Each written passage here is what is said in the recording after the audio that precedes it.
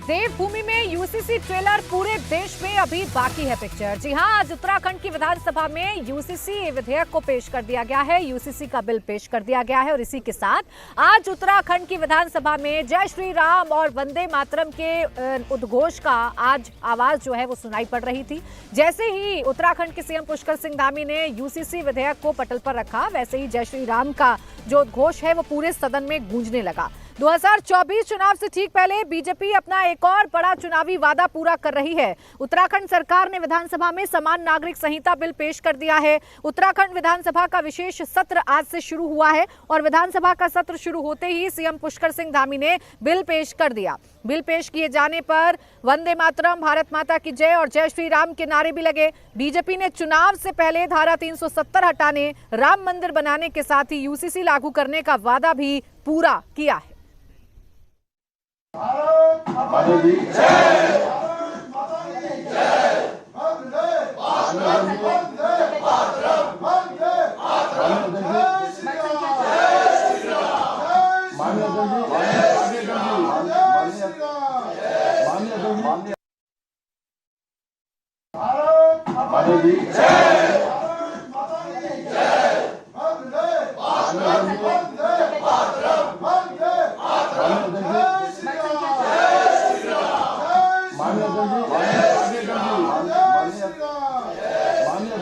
देखिए, विधानसभा के अंदर का जो माहौल था वो तो आपने देख लिया, लेकिन मौजूदा सरकार यानी कि धामी सरकार इस बिल को लेकर कितनी कमिटेड थी, इस बात का अंदाजा आप ऐसे लगा सकते हैं कि 2 फरवरी को एक्सपर्ट कमेटी ने यूसीसी का ड्राफ्ट मुख्यमंत्री पुष्कर सिंह धामी को सौंपा था। 4 फरवरी को उत्तराखंड सरकार की कैबिनेट ने इस ड्राफ्ट पर मुहर लगाई और आज इस विधानसभा में इस विधेयक को पेश कर दिया गया है, यानी आज 6 तारीख को इसे विधानसभा में पेश कर दिया गया है। इसे पेश करने के साथ ही विधानसभा की कार्रवाई 2 बजे तक के लिए स्थगित हुई। 2 बजे के बाद एक बार फिर से विधानसभा की कार्रवाई शुरू होगी, इस पर चर्चा होगी। लेकिन फिलहाल आप ये मान सकते हैं कि यूसीसी विधेयक अब सदन से पास होने के बाद जल्द ही कानून की शक्ल लेगा और उत्तराखंड में लागू हो जाएगा, क्योंकि विधानसभा का मैथमेटिक्स ये बताता है, विधानसभा के नंबर्स ये बताते हैं कि बीजेपी को कोई परेशानी नहीं होगी। फुल मेजॉरिटी है, 47 विधायक खुद बीजेपी के हैं, 2 निर्दलीय विधायकों का समर्थन बीजेपी के पास है। कुल मिलाकर संख्या हो जाती है 49 की। 70 विधानसभा सीटें हैं अगर आप बात करेंगे उत्तराखंड की, और ऐसे में बीजेपी कंफर्टेबल मेजॉरिटी सिचुएशन में है, इसलिए बड़ी ही आसानी से इस बिल को पास करा सकती है। अब इस बिल को पास कराने के बाद क्या बदलेगा, तो बदलेगा ये कि सभी पर समान नागरिक कानून लागू हो जाएगा। सबसे बड़ी बात ये माना जा रहा है कि महिलाओं के लिहाज से काफी अहम साबित होगा यूसीसी। इसके अलावा बहुविवाह जैसी जो प्रथा है उन पर भी रोक लगेगा। गोद लेने की जो प्रक्रिया है वो भी सबके लिए एक जैसी होगी। अब यूसीसी को लेकर कैसे तैयारी की गई और यूसीसी आखिर तैयार हुआ कैसे, आइए आपको जल्दी से ये भी बता देते हैं। यूसीसी को लेकर जिस कमेटी का गठन किया गया था, वो कमेटी लगातार लोगों से बातचीत कर रही थी और तकरीबन 2,33,000 लोगों ने अपने विचार दिए थे। इस ड्राफ्ट में करीब 10% परिवारों के विचारों को शामिल किया गया। यूसीसी ड्राफ्टिंग कमेटी ने 72 बैठकें की। माना जा रहा है कि ड्राफ्ट में पारंपरिक रीति रिवाज से छेड़छाड़ नहीं की गई है और ये पूरा ड्राफ्ट महिला केंद्रित होगा। साथ ही संभावना जताई जा रही है कि इससे बहुविवाह पर रोक लगेगी। वहीं सदन में बीजेपी के पास बहुमत है, इसीलिए यूसीसी के विधेयक का पारित होना तय माना जा रहा है। भाजपा के सदन में 47 विधायक हैं, साथ ही उसे 2 निर्दलीय विधायकों का समर्थन है, जबकि बहुमत का आंकड़ा होता है 36 का। तो आप अंदाजा लगा सकते हैं कि अब यूसीसी बहुत जल्द उत्तराखंड में लागू हो जाएगा। आज चर्चा होगी 2 बजे, जैसे ही सदन एक बार फिर से अपनी कार्रवाई शुरू होगा, चर्चा शुरू होगी, क्योंकि विपक्ष ये आरोप लगा रहा है मौजूदा सरकार पर कि सरकार यूसीसी पर चर्चा नहीं करना चाहती है, इसे ऐसे ही लागू कर देना चाहती है, इसलिए इस पर चर्चा होना जरूरी है। अब यूसीसी बिल को लेकर उत्तराखंड विधानसभा के अंदर जो हंगामा है वो भी देखने को मिला। कांग्रेस की तरफ से यूसीसी को लेकर हंगामा किया जा रहा है। कांग्रेस ये कह रही है, कांग्रेस से नेता प्रतिपक्ष यशपाल आर्य जो हैं वो ये कह रहे हैं कि यूसीसी का विरोध नहीं कर रहे, लेकिन सरकार की मंशा पर हम सवाल उठा रहे हैं, क्योंकि सरकार विपक्ष को भरपूर मौका नहीं देना चाहती है। हम चाहते हैं कि यूसीसी पर चर्चा हो, हमें टाइम मिले और उसके बाद यूसीसी प्रदेश में भले ही लागू क्यों ना हो जाए। क्योंकि अभी तो ये कह रहे हैं सरकार कि परफॉर्मा तक नहीं आया, पॉइंट नहीं पता, आप लोग विरोध कर रहे हैं। हम इशू का विरोध नहीं कर रहे हैं, हम कह रहे हैं कि हमें पर्याप्त समय दिया जाना चाहिए जिससे कि हम उस पर चर्चा में भाग ले सकें, उसका अध्ययन कर सकते हैं, उसको पढ़ सकें, ये हमारी मांग है।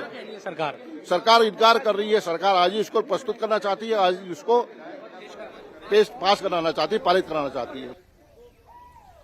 तो कांग्रेस कभी इसे पैसे की बर्बादी बताती है, कभी समय की बर्बादी बताती है, और अब कांग्रेस ये कह रही है कि हमें यूसीसी से आपत्ति नहीं है, लेकिन अगर आप इसे लेकर आ रहे हैं तो आपको भरपूर चर्चा का मौका विपक्ष को देना चाहिए। हम चाहते हैं कि सरकार इस पर चर्चा करे, हमारे सुझावों को भी मान्य किया जाए, इसके बाद ये बिल विधानसभा से बेशक क्यों ना पास हो जाए। अब देखिए पास तो हो जाएगा, क्योंकि बीजेपी के पास बहुमत का आंकड़ा है 47 विधायक हैं, वो बीजेपी के पास अपने विधायक हैं, 2 और इसमें निर्दलीय जोड़ लीजिए तो ये आंकड़ा 49 का हो जाता है।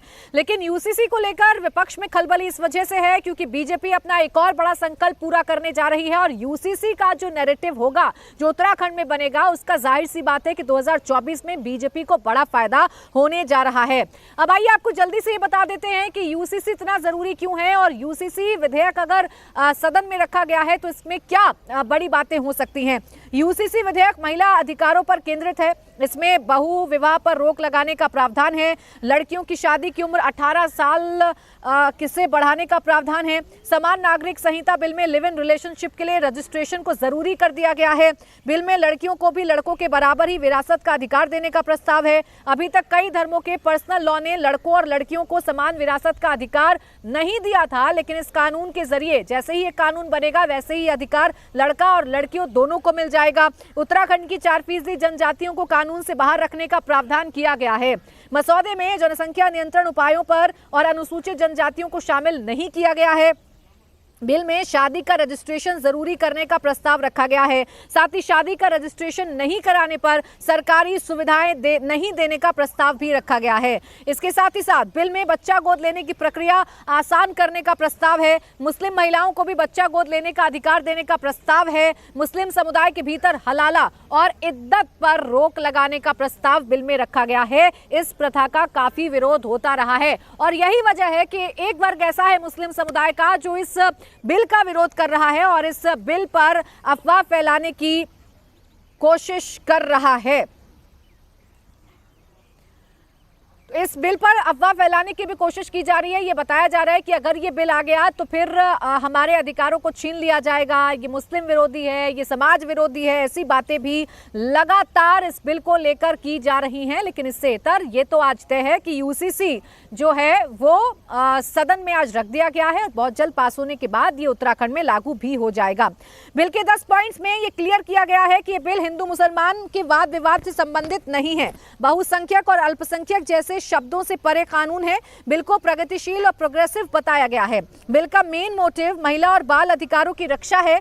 ये बिल अधिकार छीनने वाला नहीं बल्कि लोगों को अधिकार देने वाला है। यूसीसी कानून सामाजिक न्याय की दिशा में बड़ा कदम शामिल होगा। तो देखिए, जो बार बार कहा जा रहा है कि हिंदू मुसलमान का मसला है, इस बिल में ये क्लियर किया गया है कि हिंदू मुसलमान का मसला नहीं है। ये सिर्फ मुसलमानों के लिए लाया नहीं जा रहा है बल्कि हर एक वर्ग के लिए लाया जा रहा है, हर एक धर्म के लिए लाया जा रहा है। जिस भी धर्म में जो भी कुरीति है उसे खत्म करने की कोशिश यूसीसी के जरिए की जा रही है। तो एक तरफ यूसीसी के फायदे बताए जा रहे हैं, लेकिन राजधानी देहरादून में समान नागरिक संहिता को लेकर जो मुस्लिम पक्ष है वो अपनी नाराजगी खुलकर जाहिर कर रहा है। मुस्लिम पक्ष का जो विरोध है वो देखने को मिल रहा है। यूसीसी के विरोध में उत्तराखंड में मार्च शुरू कर दिए गए हैं, विरोध प्रदर्शन किया जा रहा है और इसे मुसलमान विरोधी बताने की कोशिश की जा रही है। कहा जा रहा है कि हमारी शरिया के साथ खिलवाड़ किया जा रहा है, हमारे कुरान के साथ खिलवाड़ किया जा रहा है। नुमाइंदा ग्रुप ने यूसीसी के विरोध को लेकर देहरादून में प्रदर्शन किया। मुस्लिम समाज से बड़ी संख्या में लोग आज सड़कों पर आए और यूसीसी का विरोध किया, इसके खिलाफ नारेबाजी की। इस दौरान प्रदर्शनकारियों ने कहा कि सरकार को इस काले कानून को वापस लेना होगा। प्रदर्शन में शामिल लोगों ने कहा कि ये दलित, शोषित और वंचितों के खिलाफ काला कानून है। सरकार इस कानून की आड़ में अनुसूचित जाति के लोगों की जमीनों और नौकरियों को हड़पना चाहती है। तो ये आरोप लगाया जा रहा है। हालांकि इन तमाम विरोध प्रदर्शनों के बीच ये तो आप तय समझिए कि यूसीसी उत्तराखंड में लागू होने जा रहा है।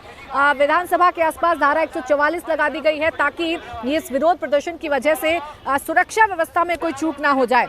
यूसीसी बिल पर मुस्लिम संगठन का कड़ा एतराज है। उत्तराखंड इमाम संगठन के अध्यक्ष मुफ्ती रईस का आरोप है कि यूसीसी के बहाने मुसलमानों को टारगेट किया जा रहा है। रईस साहब इस वक्त हमारे साथ मौजूद है, उत्तराखंड इमाम संगठन के अध्यक्ष भी है और जमीयतुल उलमा हिंद के जो जिला अध्यक्ष है देहरादून के, उसके लिए भी काम करते हैं। मुफ्ती साहब, किन बातों से ऐतराज है? क्योंकि जो मोटी मोटी बातें हैं, चाहे वो गोद लेने का अधिकार हो यूसीसी में या और चीजें, इद्दत को लेकर, हलाला पर पाबंदी, ये तमाम चीजें हैं, तो क्या ऐसी बातें हैं जो शरीयत से आपको लग रहा है टकराती है? एक समान कानून की बात हो रही है, सबको एक जैसे कानून की बात हो रही है।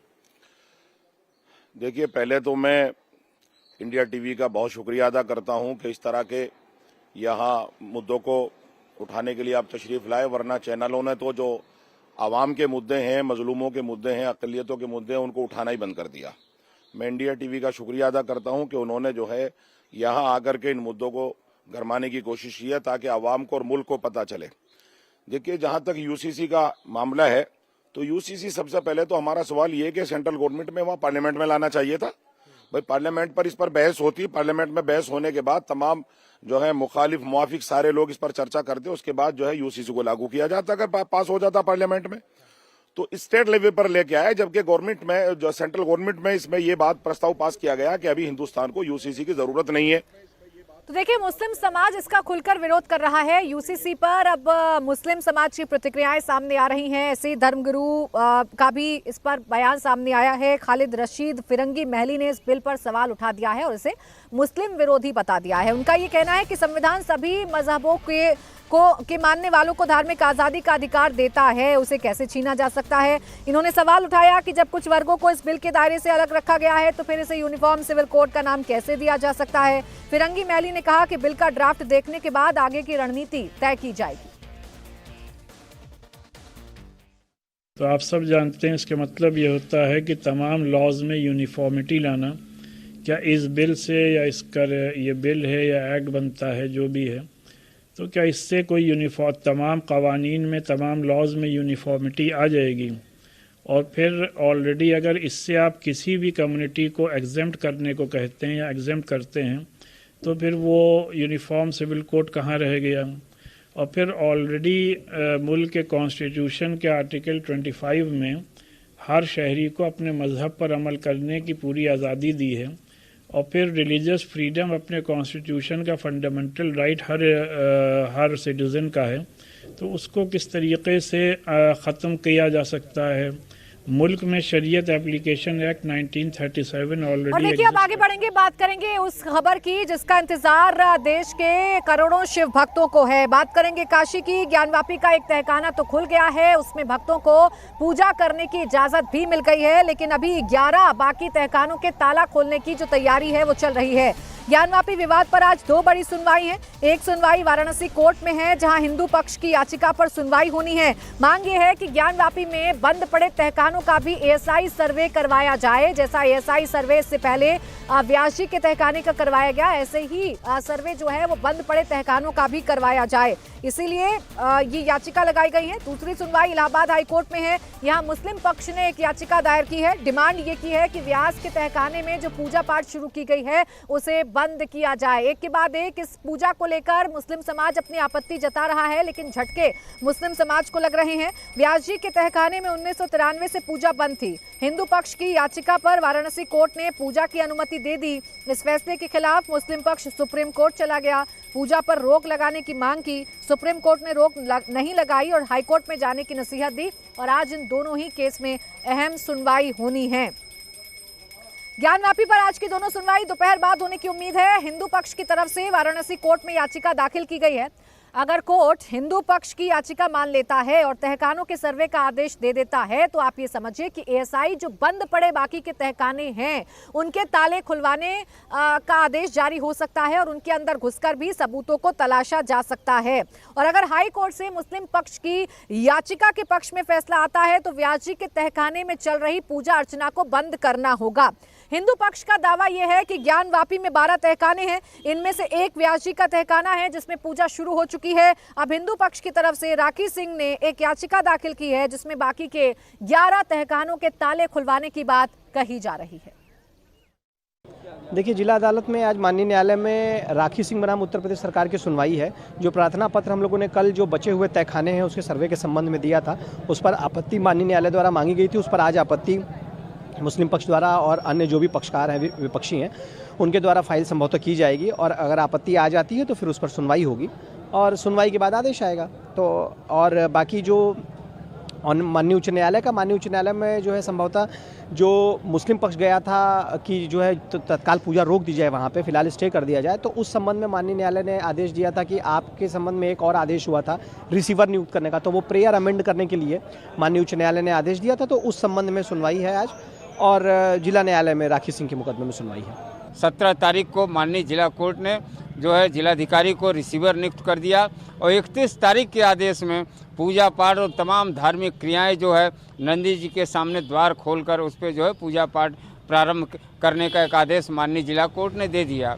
और उन्होंने जिला कोर्ट ने कंप्लाइन तत्काल करने के लिए जिलाधिकारी को आदेशित भी कर दिया, जिस पे कंप्लाइन करते हुए जिलाधिकारी ने वो जो तहखाना है व्यास जी का, उसमें पूजा पाठ सारी धार्मिक क्रियाएं जो है प्रारंभ कर दी, जिसके खिलाफ ये सुप्रीम कोर्ट गए, हाई कोर्ट गए, हाई कोर्ट में सुनवाई है।